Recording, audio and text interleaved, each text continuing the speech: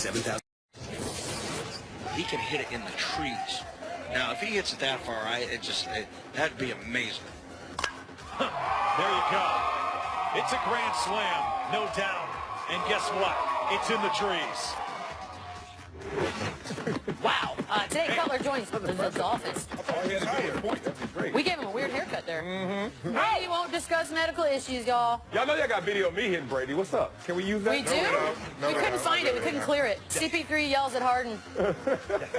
And so it's on. And you're never too old to have sauce. Stuck it in that. Yes. Hey. The finger point too. You know what? That's my finger point. This is SportsNation.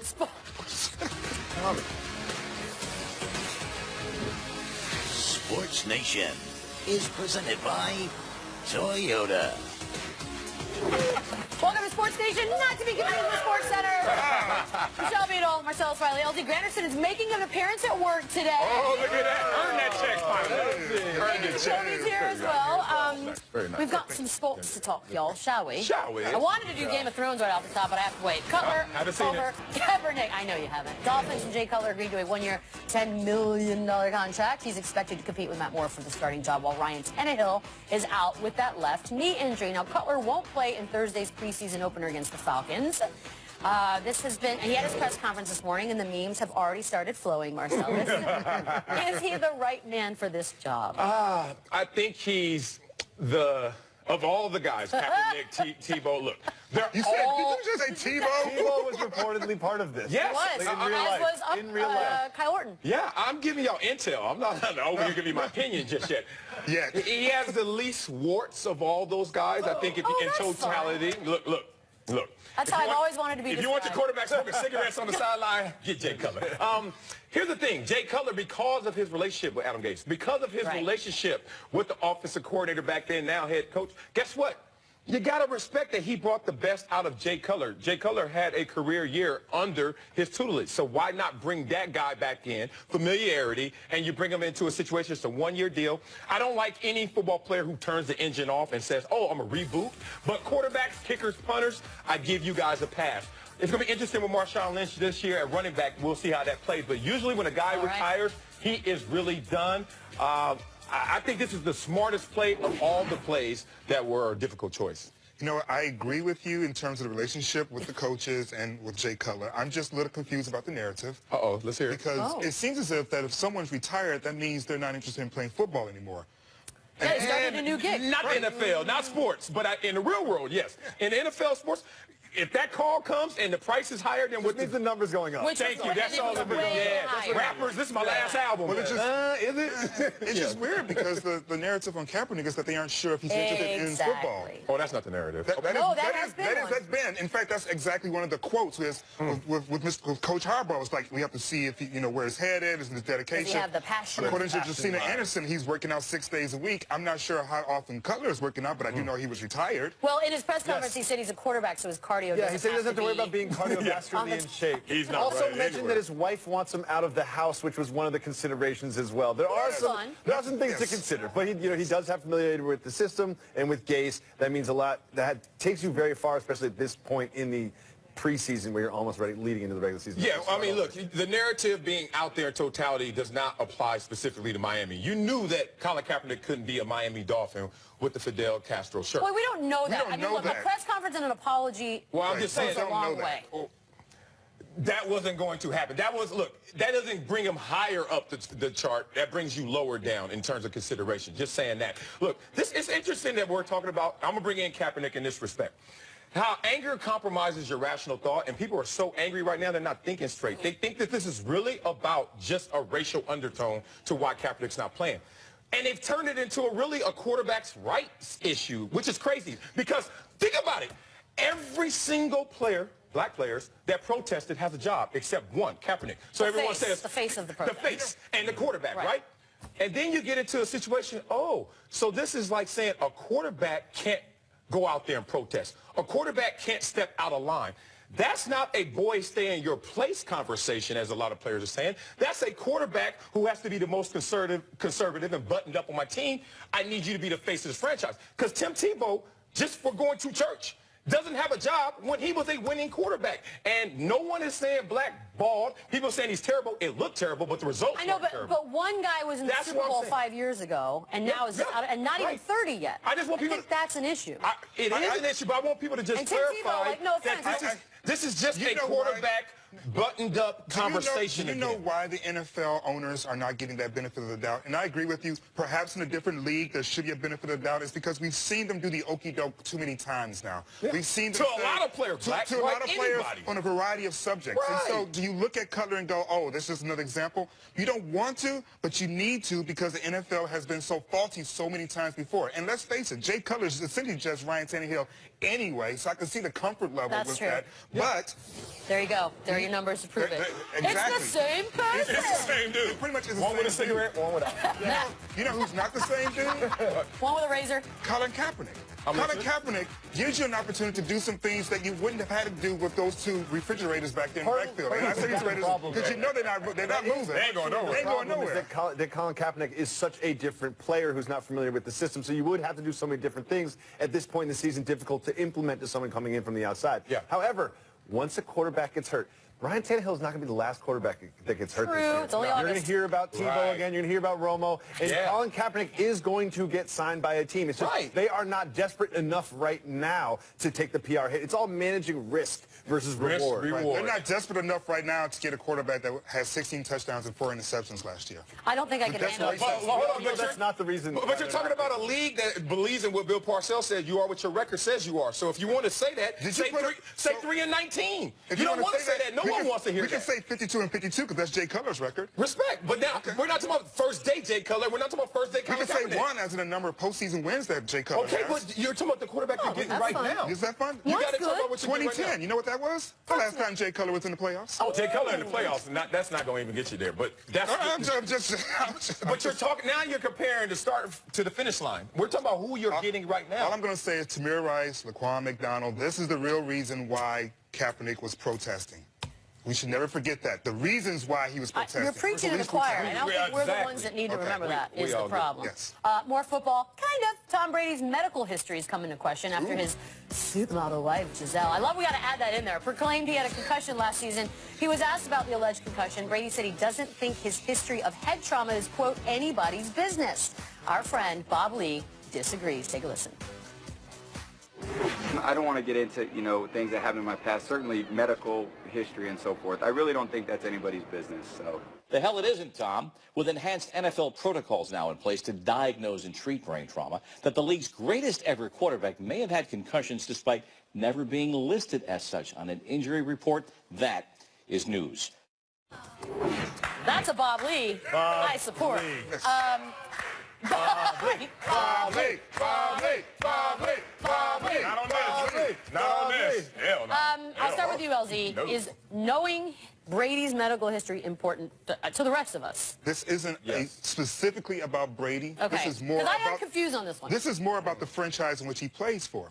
Because if it is true that Brady was suffering from some sort of concussion, if it's true that he told his team that, and if it's true that his team didn't relay that information out, that, to me, is the issue. It's not necessarily Tom Brady disclosing it. It's whether or not the New England Patriots knew that and chose not to disclose it. That, to me, is, I think, is part of the protocol that Bob Lee is talking about. Not that I'm anybody's Bob Lee. Well, look, I mean, I love me some Bob Lee, but he's dead wrong on this one. It's Why? not. I disagree. First of all, I'm going to tell you, like my teammate said, if you want something, get it with your muscle. I am Tom Brady. I know what's wrong with Tom Brady. I don't have to help Bob Lee or anybody else out there know what's wrong with me because I already know. So what you're saying is you want to extrapolate it and take it to a bigger place, which is the team issue. Here's the thing. Did he check every single box in terms of team protocol? It seems that way. I have not done investigation. No, because he said Wes Welker, I mean, this is the thing where we find out after the fact that perhaps okay, I understand the skepticism because of the track record, but let's not be irresponsible and say this is occurring because guess what? Tom Brady was sitting there and they have sacked players before with concussions,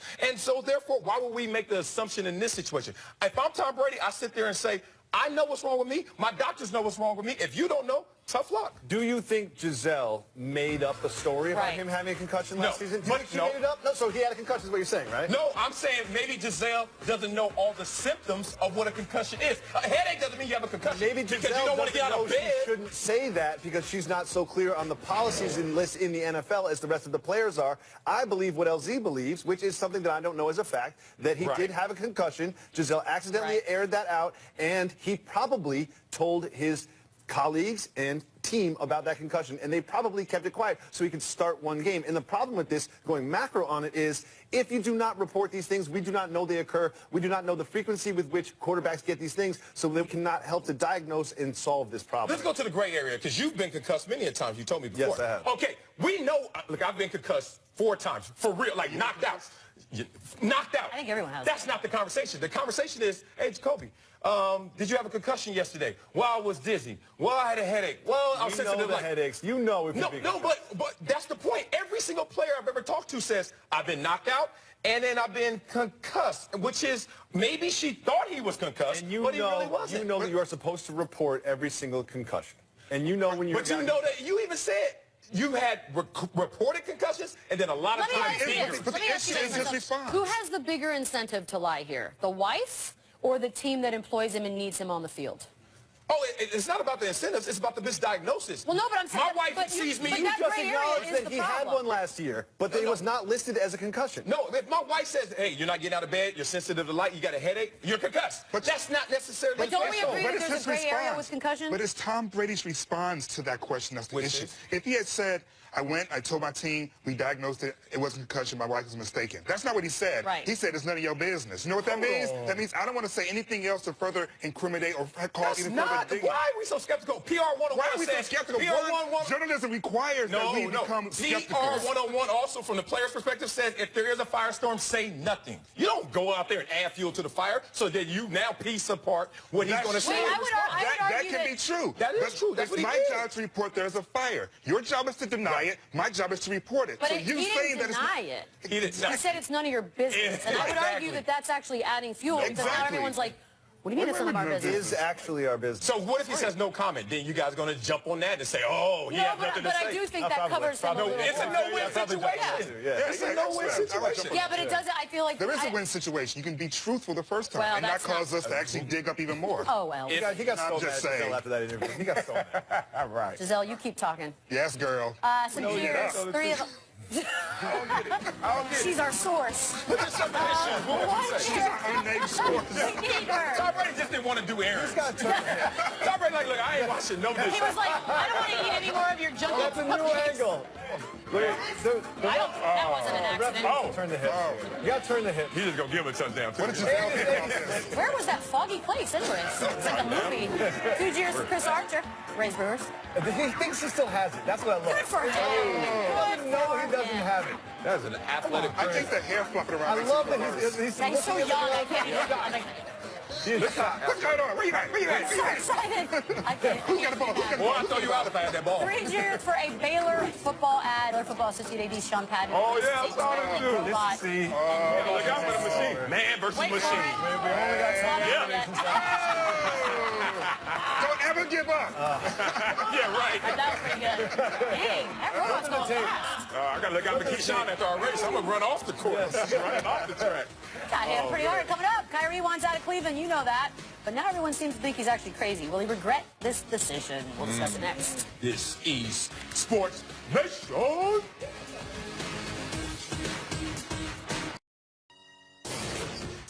Sports Nation is presented by Toyota. Let's go places.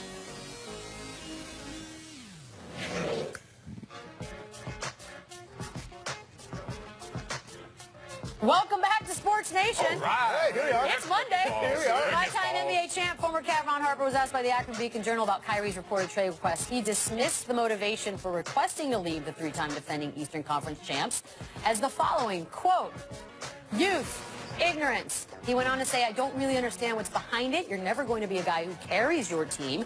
Kyrie should be very happy to be in Cleveland. Here's Irving's former GM David Griffin addressing the criticism on the jump. what Ron was saying is really unfair to Kyrie. I don't think this is youth and ignorance. This is a guy who handled this situation exactly like he was supposed to. He went to Dan Gilbert privately, told him that he thought he would be happier somewhere else.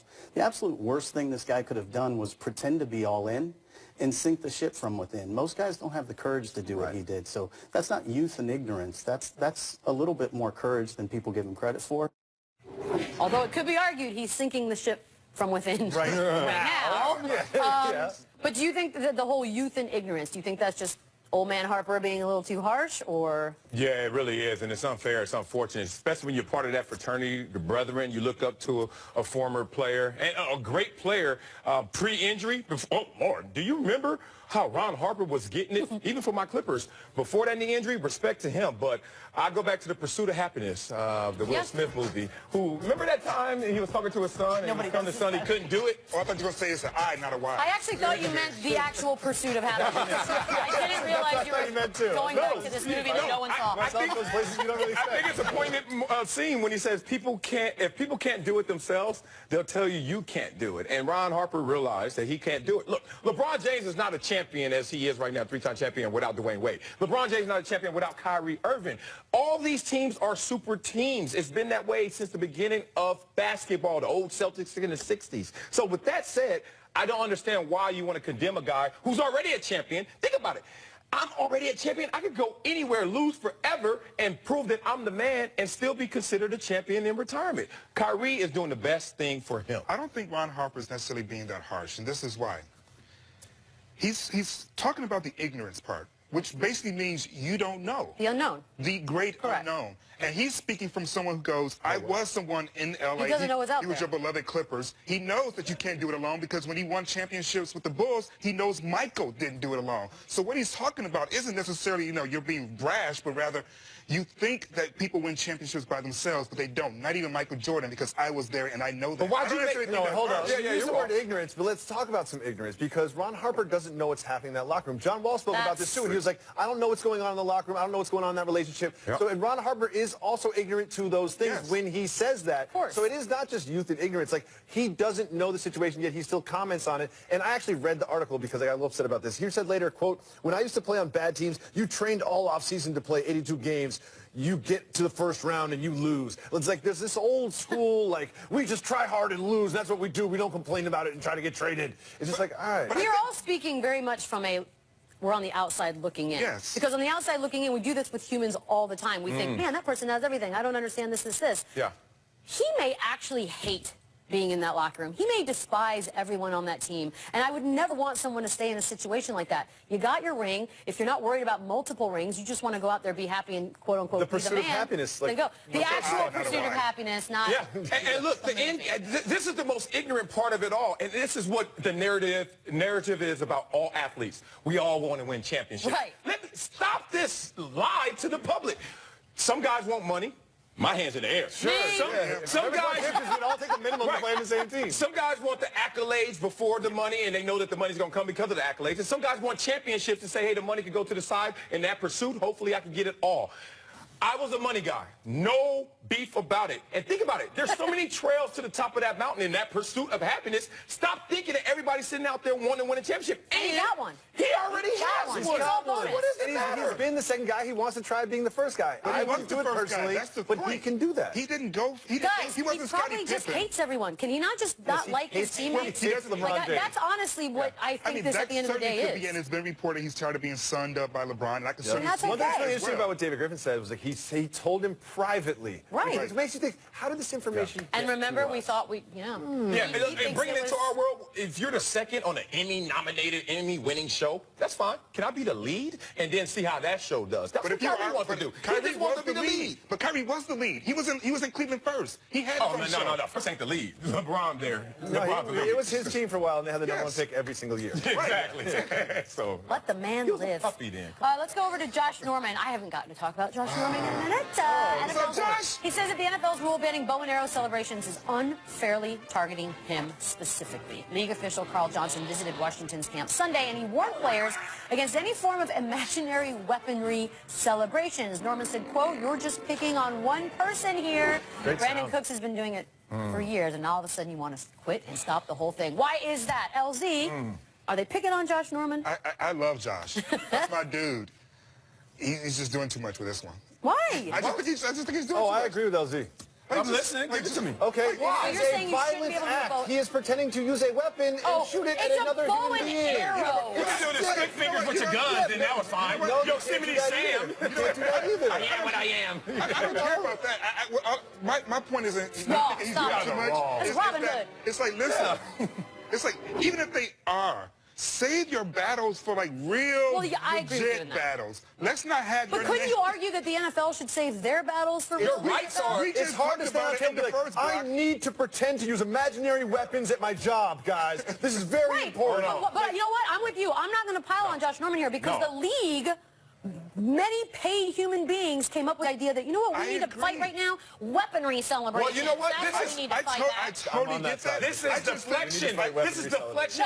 This is deflection of the worst degree. Because the NFL knows it's taking heat for having a team called the Washington Redskins. They don't want to.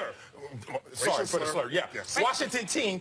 They don't want to address that issue. Instead, they want to pick on a player who is bringing attention to that same name by doing something in the likeness of that same slur. So that's all this is, and they're going to use him as the target. But when I'm saying that he's doing too much, I don't mean it in a big, huge, discriminatory sort of way. I mean it in like, bruh, like pick and choose. You don't have to fight every single battle that gets in your vicinity. I know, Some you but just let I fly argue by. that the league should also pick and choose. But the NFL is already the NFL. So they're clowns, They're and we're just going to accept They're that, clowns. and now pick on the players. I No, understand I'm the not doing policy. that. If you have a very violent sport, you don't want your violent players to make violent gestures with weapons. It's a bow and arrow. Yeah. He didn't take out an AK-47 and just mow down the entire front row. It's collateral damage from the name issue, and he just got caught up and swept up in it. So if he was on another team, not that team, the bow and arrow wouldn't be a thing? No, if he were on another team, I think it would still. I think they still want that. If you watch Game of Thrones as well as you do know, then you know that the bows and arrows can be very deadly. I like how you made it sound in the like Michelle watches 1200s, it better than when Game everybody of else. Thrones happened. Yeah, I swear other players on other teams have done the bow and arrow, and they were like, no problem. I mean, come on now. Of all Now the it's a things to problem? fight. We got more football, kind of, sort of, maybe not really. Mike Fisher of 105.3 The Fan, a CBS Sports radio station in Dallas, reports that Jerry Jones spent $16 million on a post-Hall of Fame party. Now, Justin Timberlake, Bon Jovi both performed. Allegedly, Timberlake was for 90 minutes. I mean, That's 10 million. That's 10 million right there. Full-on concert. Jacoby, 16 mil. Seems no chance. I don't know where the other $15 million went. First of all, it's Ohio. Okay, so you got Justin Timberlake, that's like $1 million. You got Bon Jovi, that's 100,000. And then where's the rest of it? This could not be. You did Bon Jovi wrong. Even if in a bizarre world, he gave Justin Timberlake 5. Anyone who's ever been married knows you can get this done for like $30,000. You know what I mean? And also, they had custom napkins. You got 2 musical performances and custom napkins. I can get the napkins done at Kinko's in 15 So you're calling minutes. BS on the number? No chance. I'm with $16 Jacoby. million. This is Jerry Jones trying to float it out there and make it seem like he's rich. He's big time. $16 million on a night? He probably gave JT 5. Okay, even if he did. You don't give away $5 million for nothing. You mean for nothing? He gave you a 90-minute concert. He performed at one of the ESPN Super Bowl concerts. ESPN did not pay him $5 million to do so. I think $1 million each is probably what it was, which leaves $14 million unaccounted for. I'm with Jacoby. I think this number is highly inflated. $5 million party? Maybe. No. Maybe. You guys done guessing about Jerry Jones? Let me tell you something about Jerry Jones, my friend. Because you stole Oh, yeah, so now I'm the only one up here who knows Jerry Jones. So let me break it down. First of all, everything is bigger in Texas. And if you're going to represent the state of Ohio. if you're going to represent the state of Texas and Ohio, we're going to do it even bigger. Let me tell you something. Day one, meeting Jerry Jones, this is how big he does it. He gave me a pen. A ink pen that was a $5,000 He told you it was $5,000. That was a $50 plan. Did you have it appraised? No, but I also put it. Hold on. And then, right after he gave me that $5,000 pen, he gave me $5.2 million for nothing. Because I didn't play a damn. I was horrible. This is how Jerry Jones rolls. Did you perform at the Hall of Fame party too? Marcellus. Come on now. There's no way to spend that I much. know you don't believe Unless it. you gave everybody at the party $100,000, just gave them On the cash way out when they in walked cash, in. they would have to pay There's tax. no way I can I'm see just you can thinking- add up the receipts. This doesn't work to 16 That's million. it. He tried. Oh, look, a video from Michael That's Irvin. at least That's $1 not million. Yeah. What do you think? The cheerleaders are cheap now? Yeah, $25 an hour. That's it. What else? JT got millions. Bon Jovi got millions. No, he did not. Those two Not got millions. millions. No, he did Are you not. kidding? Elton John performs at a wedding for at least $1 million. That's Elton Where's the freaking other John. $15 million? That's Elton freaking John. Yeah, it's hard to That's believe what we're 16. saying. You can hire me to Even plan if the you next gave party, them Jerry one, Jones. two, I got three you. each. Okay. Send the receipts in, 10 more, Jerry. count Yeah. it. Under Yeah. the Or should I call him believe you JJ? need more people. JJ, send me the We don't receipts. believe know you we need need You more. guys, it's okay to lie. I threw a party once, I know and it Jerry cost Jones. me millions. I lie all the time. I've lied 3 times. I mean, that I taco spent truck put me back. $500 on a birthday party once. 500? 500. Dang! Will the Lakers be the NBA's next team? ESPN insider Tom Haberstroh thinks so. He's stopping by to defend that. LeBron's Next. Slimer? Oh, this is Slimer. Maybe.